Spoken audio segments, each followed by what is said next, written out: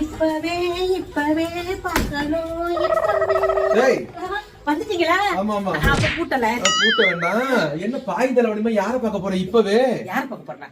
Ration கடைக்கு தாங்க போறேன். ரேஷன் கடைக்கு எதுக்கு நீ பாய் தலைவனி? யோ, அரிசி போட்டாலே கியூ கும்பகோணம் வரைக்கும் இருக்கும்.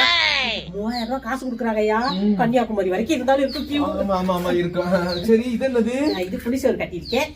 புளிச்சோரா? பசிக்கும்ல. ஆமா ஆமா ஆமா. கடை சாப்பாடு நமக்கு செட் ஆகாது. வீட்டு சாப்பாடுதே நல்லது. அதுதான் கட்டிக்கிட்டு போறேன். சரி சரி சரி சரி. என்ன ஒண்ணு கொசு தொல்லதே அதிகமா இருக்கும். மொத்த போர்வை சரவணன் கடையில வாங்கிக்குவோம்.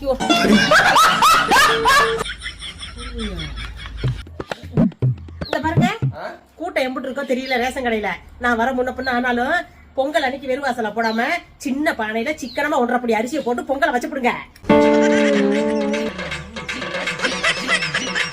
வச்சுப்பட்டு நீக்கிறே தின்றாம என் நினைப்பு எடுத்து கொஞ்சம் டப்பாவில போட்டு அரைச்சு கொடுத்து விட்டுருங்க.